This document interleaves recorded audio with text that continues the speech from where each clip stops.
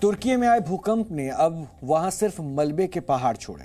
कल सुबह आए भूकंप ने तुर्की और सीरिया को उनकी अब तक की सबसे बड़ी त्रासदी दिखाई है। ये तस्वीरें आप कल से लगातार देख रहे हैं।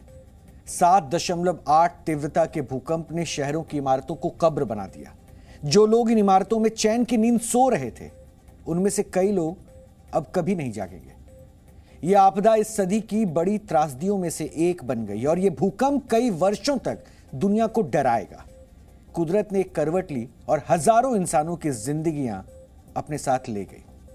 इमारतें बनाकर खुद को सुरक्षित मानने वाले हम इंसानों की औकात क्या है, यह हमें भूकंप ने बता दिया। तुर्की में आए इस भूकंप की वजह से अब तक 5,000 से ज्यादा लोगों की मौत हो चुकी है और अकेले तुर्की में ही 3,500 से ज्यादा लोगों की जान गई है। इस भूकंप की वजह से तुर्की में 20,000 से ज्यादा लोग घायल हुए और सीरिया में भूकंप की वजह से 1,600 से ज्यादा लोग मारे जा चुके हैं और करीब 3,500 लोग घायल हुए। घायलों के लिए अस्थायी घरों की व्यवस्था भी की गई है। भूकंप की वजह से तुर्की और सीरिया में 11,300 से ज्यादा इमारतें धराशायी हो गई। रेस्क्यू ऑपरेशन के लिए दुनिया के 50 देशों ने मदद भेजी है। भीषण ठंड, बर्फबारी और बारिश की वजह से रेस्क्यू ऑपरेशन में कई तरह की परेशानियां भी आ रही है, यानी चुनौतियां कई सारी हैं। और भूकंप का एपिसेंटर रहे गाजियान्टेप में तापमान -5 डिग्री है। इससे आप समझ सकते हैं कि मलबे में फंसे लोगों को बचाना कितना मुश्किल हो रहा होगा। हालांकि अभी तक रेस्क्यू टीमों ने तुर्की के 10 प्रांतों से करीब 7,800 से ज्यादा लोगों को मलबे से सुरक्षित निकाला है। जिन इलाकों में भूकंप से सबसे ज्यादा नुकसान हुआ है, वहां बिजली और गैस सप्लाई बंद है। मलबे के अंदर से जिंदगी के निशान तलाशे जा रहे हैं। रेस्क्यू टीम अपनी तरफ से हर मुमकिन कोशिश कर रही है जिससे से ज्यादा लोगों को समय रहते बचाया जा सके। दरअसल तुर्की में ठंड ज्यादा है, इसलिए मलबे में फंसे लोगों के पास समय बहुत कम है। जैसे जैसे दिन बीतेंगे, मलबे में फंसे लोगों को बचाना और ज्यादा मुश्किल होता जाएगा और उनके बचने की उम्मीद भी कम होती जाएगी।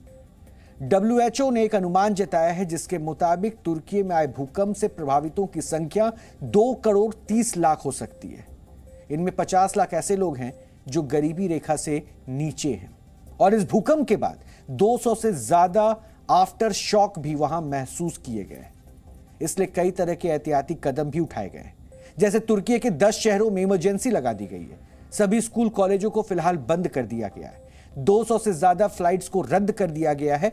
यही नहीं, तुर्की के राष्ट्रपति ने 7 दिन के राष्ट्रीय शोक की घोषणा की है। रेस्क्यू टीमों की सबसे बड़ी चिंता तुर्की में पड़ रही ठंड है। मलबे में फंसे लोग हर पल जिंदगी और मौत के बीच जंग लड़ रहे हैं और मलबे में दबा होना, ठंड और बारिश की वजह से उनकी आशाएं अब लगातार कम हो रही है। तुर्की के कई शहरों में तापमान 0 से कम है। कहरामन मारस में तापमान -3 डिग्री है। गाजियान्टेप में तापमान -5 डिग्री सेल्सियस है। उस्मानिया में तापमान -2 डिग्री है। इसके अलावा अडियामान में तापमान 0 डिग्री सेल्सियस है। वर्ष 1939 में जब भूकंप आया था, तब 30,000 से ज्यादा लोगों की मौत हुई थी। इस बार के भूकंप में तबाही कहीं ज्यादा बड़ी है और आशंका यह है कि मरने वालों की संख्या पिछला रिकॉर्ड तोड़ देगी। हम आपको अपनी एक रिपोर्ट दिखाने जा रहे हैं। इस रिपोर्ट में तबाही के निशान हैं, मलबे का ढेर है, ढेर में फंसी जिंदगियां हैं और अपनों की तलाश में खड़े लोगों के आंसू हैं। आप ये रिपोर्ट जरूर देखिए और वो दर्द महसूस कीजिए जो इस वक्त तुर्की के लोग महसूस कर रहे हैं।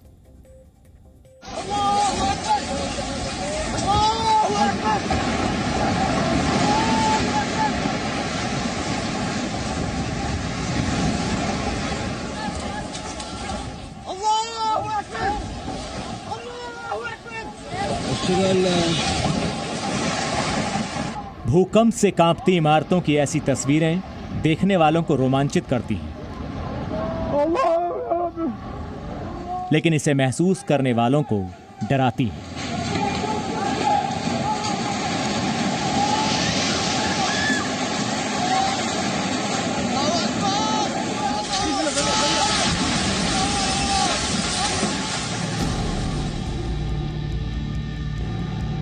दिल्ली से करीब 4,000 किलोमीटर दूर तुर्की के गाजियान्टेप की तबाही आपको भावुक कर सकती है। क्योंकि इस तबाही में इमारतों का मलबा है। मलबे में दबे शव हैं।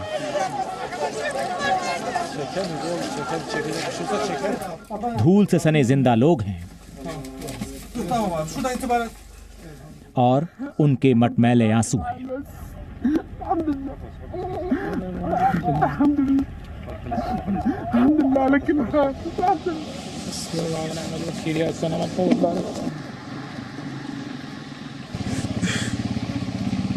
والله مشي مر عيلي والله العظيم مشي مر عيلي لق الولد صفى بلا أهل। भूकंप से जब जमीन थर्राती है तो ऐसी दहशत पैदा करती है कि बड़ी बड़ी इमारतों में रहने वाले लोगों के पैर जड़ हो जाते हैं।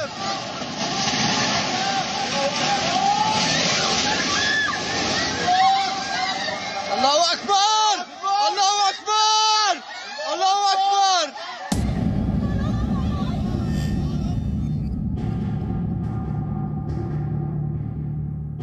ये मौत का एक ऐसा चक्रव्यूह होता है जिसमें लोग फंस कर रह जाते हैं।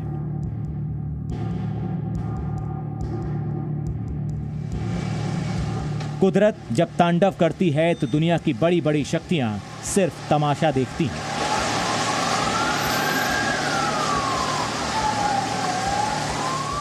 और जब इस तमाशे का पर्दा गिरता है तो तालियां नहीं, आंसू बहते हैं।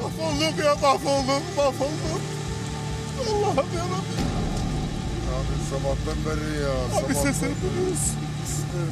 Ses veriyor. Kimse yok abi. Kimse yok. Nasıl bir deli burası ya? Nasıl bir şey burası ya? İnşallah. Şükür. Çok şükür. Yanındayım. Çok şükür. Elif.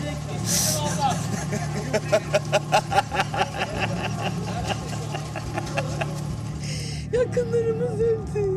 Bacımın kızı öldü 17 yaşında. Eltim'in çocukları altta kaldı. Üç çocuk bir eltim orada daha çıkarılmadı. Allah bize yardım etsin, bize dua etsinler.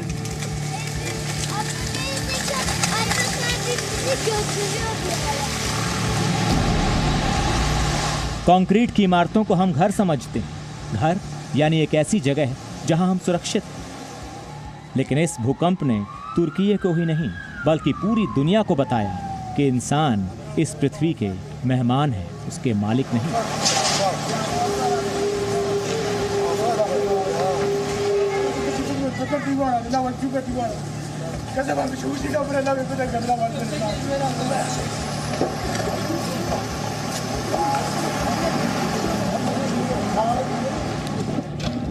Rescue operation में न सिर्फ rescue टीमें लगी हैं बल्कि तुर्की के लोग भी मलबे में फंसे लोगों को बचा रहे हैं।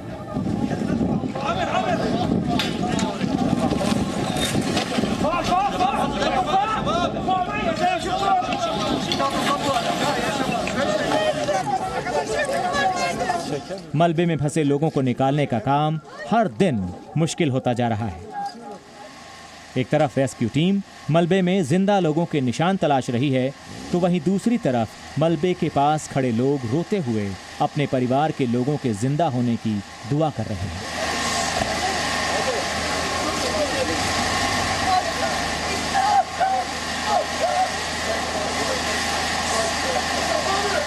क्या आपने कभी चमत्कार होते देखा है? अगर नहीं तो हम आपको दिखाते हैं।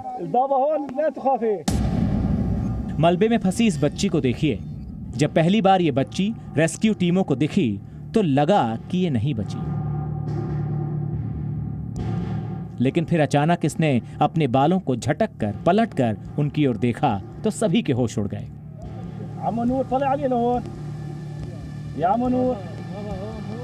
حكي البابا حكي ايوه ما شاء الله ما شاء الله هيك البابا حكي يا بابا حكي يا بابا الحمد لله على السلامه يا عمو الحمد لله على السلامه يا عمو। इसे तुरंत ही मलबे से निकाला गया। किस्मत कभी कभी ऐसे चमत्कार भी दिखाती है। सिर्फ ये बच्ची ही नहीं, ऐसे कई बच्चे इस भूकंप में गिरी इमारतों के मलबों में फंसे हैं जिनको बचाया जा रहा है।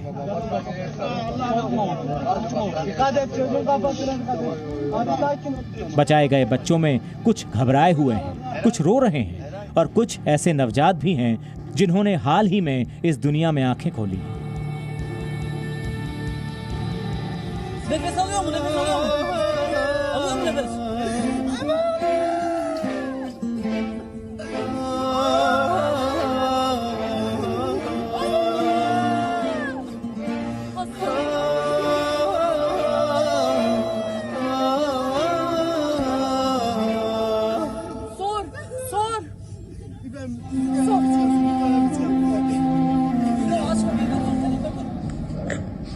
आने वाले समय में इन्हीं बच्चों की तस्वीरें इस त्रासदी के बीच हुए चमत्कार की कहानियां बनेंगी।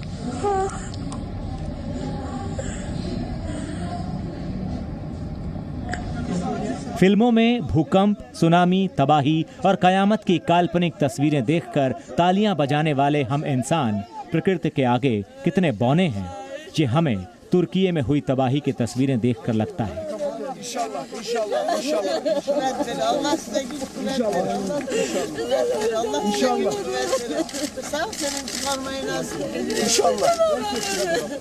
सोचिए, हजारों लोगों के पास आज क्या बचा है?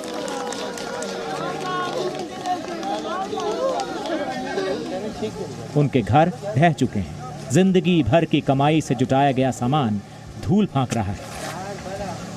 कईयों के परिवार इस मलबे में दबे हैं। वो जिंदा भी हैं या नहीं, ये किसी को नहीं पता। अगर वो जिंदा हैं तो कब तक रहेंगे, ये भी नहीं पता।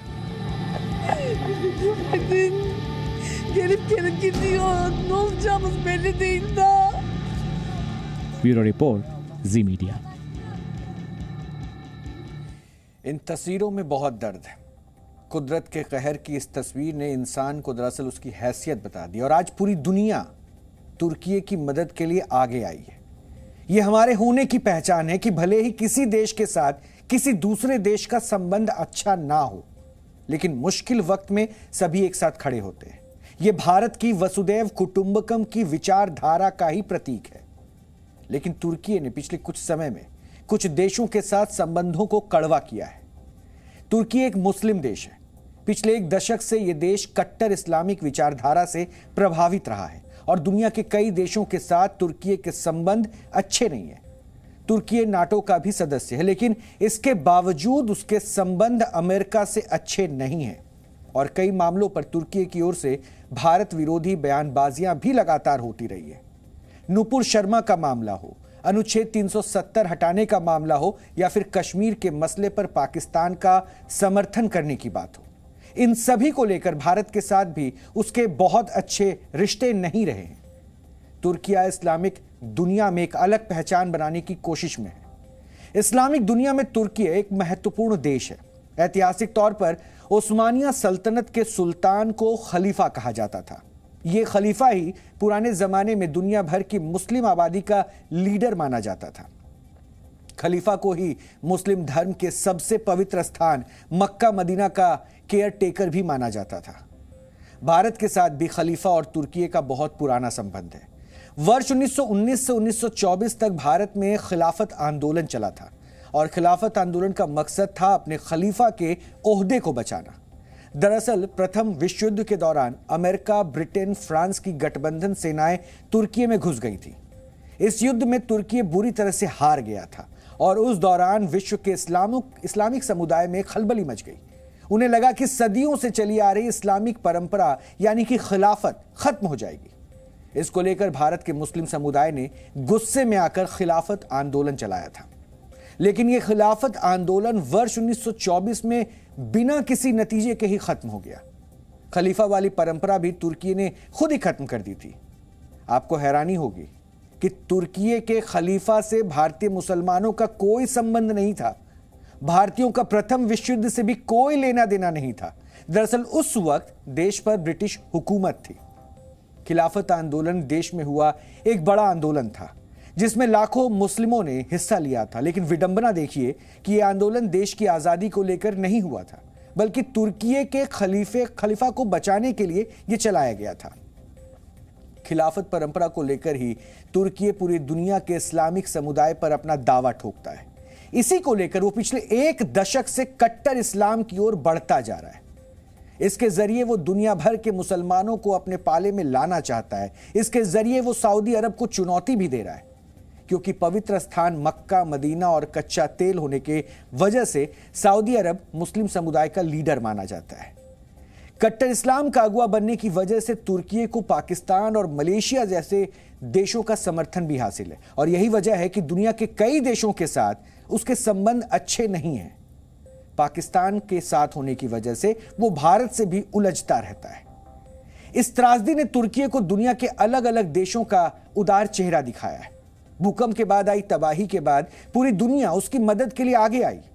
इसमें वो देश भी हैं जिनके खिलाफ तुर्की अक्सर जहर उगलता है।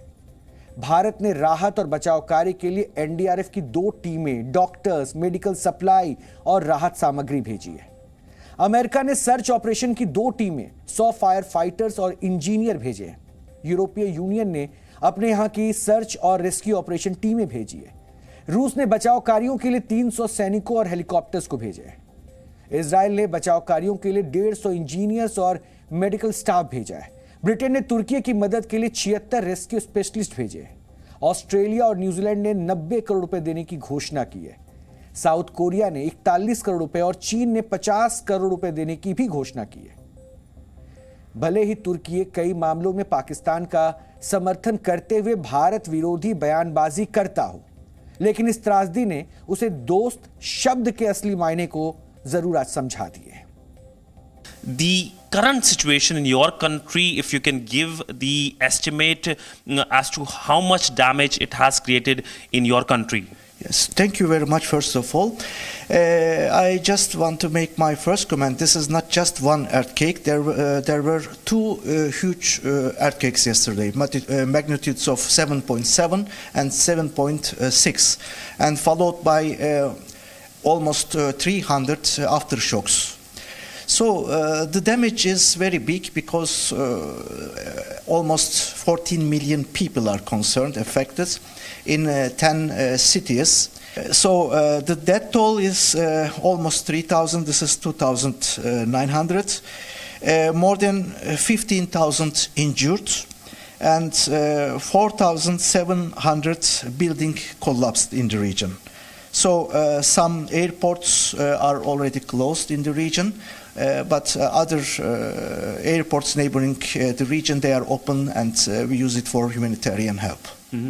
So your country must be overwhelmed, your government must be overwhelmed. If you can talk about the measures taken by your government in terms of the relief and rescue operations. Yes, thinking of the dimension of the devastation and the size of the region, it's really not an easy task. And 2 huge earthquakes in the same day. And the government is there. There are now almost 15,000 search and rescue teams are there, including our health teams. More than 5,000 military personnel are there. India is also included. The Indian Prime Minister Narendra Modi has directed that the relief rescue operations should start as soon as possible. And in fact, they have started. The first planes have reached Turkey to provide relief and rescue operations. How do you see India's support to your country in this dark hour? Yes, we really appreciate it too much. You know, yesterday I also shared it in my Twitter account. We have a common word in Hindi and Turkish, which is dost. Dost means friend. And in Turkish, there is a Turkish proverb, dost kötü günde belli olur. It is like friend in need is friend indeed. Mm-hmm. So the friends help each other whenever they are in need. Mm-hmm. And now it's a devastation is very, very huge in Turkey, earthquakes, and Narendra Modi ji, Prime Minister of India, gave immediate instruction to build a crisis center, and all relevant Indian authorities, they held a meeting yesterday. I was also there for cooperation. And this is really an example for a good friendship, and we really appreciate it so much. तुर्की को आज दोस्त होने के मायने समझ में आ रहे हैं। तुर्की में 7.8 तीव्रता वाला भूकंप 6 फरवरी की सुबह आया, जिसका असर सीरिया और लेबनान पर भी दिखाई दिया। कहा जाता है कि भूकंप कब आएगा, कहां आएगा, इसके बारे में कोई भी सटीक जानकारी नहीं मिलती है। लेकिन तुर्की में आने वाले भूकंप की भविष्यवाणी 3 दिन पहले ही कर दी गई थी। अब इसे इत्तेफाक ही आप कह सकते हैं। लेकिन नीदरलैंड के वैज्ञानिक फ्रैंक होगर बीट्स ने 3 फरवरी को एक ट्वीट किया, जिसमें उन्होंने तुर्की में आने वाले भूकंप के संकेत दिए थे। यह सोशल मीडिया पर काफी ज्यादा वायरल है। उन्होंने अपने ट्वीट में लिखा था, अभी या कुछ समय बाद साउथ सेंट्रल तुर्की, जॉर्डन, सीरिया और लेबनान में 7.5 तीव्रता का भूकंप आ सकता है। 3 फरवरी को दिए गए इस ट्वीट के 3 दिन बाद ही तुर्की में भूकंप आया, जिसका असर सीरिया और लेबनान में भी दिखाई दिया। Frank Hoogerbeets solar system geometry survey नाम के एक जियोलॉजिकल इंस्टीट्यूट में सीनियर रिसर्चर है और यह संस्थान जमीन के अंदर होने वाली हलचल पर रिसर्च करती है। हालांकि फ्रैंक होगर बीट्स की इस तरह की कई भविष्यवाणियां गलत भी रही है, लेकिन इस बार वो सही साबित हो गए। और इसलिए आपने देखा कि लाख तरक्की की बातें, लाख हम वैज्ञानिक ढांचे के साथ ये दावा करते हैं कि हम बहुत आगे निकल गए हैं, लेकिन कुदरत के कहर के आगे और कुदरत की नाराजगी को कैसे संभाला पाए, इंसान उसके सामने कितना मजबूर हो जाता है, ये तस्वीर भी आपने देख ली।